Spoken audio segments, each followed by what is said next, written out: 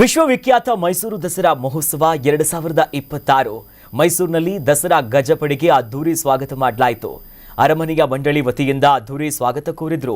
ಜಯ ಮಾರ್ತಾಂಡ ದ್ವಾರದ ಮೂಲಕ ಗಜಪಡೆಗೆ ಎಂಟ್ರಿ ಕೊಟ್ಟು ಅರಮನೆ ಮೈದಾನಕ್ಕೆ ಪ್ರವೇಶಿಸಿತು ಈ ಗಜಪಡೆ. ಇನ್ನು ಗಜಪಡೆಗೆ ಪೂಜೆಯನ್ನ ಸಲ್ಲಿಸಿ ಪುಷ್ಪಾರ್ಚನೆಯನ್ನ ಮಾಡಿ ಸ್ವಾಗತವನ್ನ ಕೋರಲಾಯಿತು. ಆ ಸಂದರ್ಭದಲ್ಲಿ ಸಚಿವರಾಗಿರುವಂತಹ ರಾಮಲಿಂಗಾರೆಡ್ಡಿ ಅವರು ಕೂಡ ಇದ್ರು. ಇನ್ನು ವಿವಿಧ ಕಲಾ ತಂಡಗಳ ಮೂಲಕವಾಗಿ ಭರ್ಜರಿ ಸ್ವಾಗತವನ್ನ ಕೋರಿದ್ರು.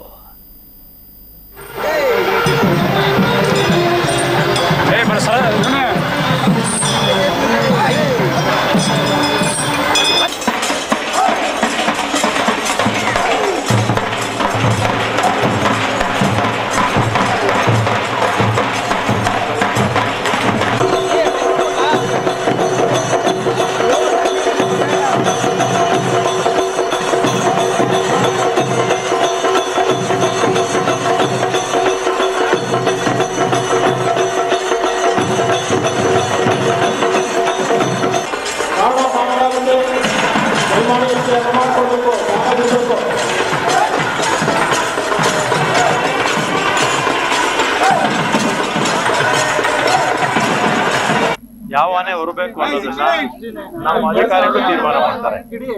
ನಮ್ಮ ಅರಣ್ಯ ಇಲಾಖೆ ಅಧಿಕಾರಿಗಳು ತೀರ್ಮಾನ ಮಾಡ್ತಾರೆ. ಎಲ್ಲ ಮುಗಿದ ಮೇಲೆ ಯಾವ್ದು ಬಿಟ್ಟಿರುತ್ತೋ 100% ತಾಲೀಮ್ ಮಾಡ್ತಾರೆ.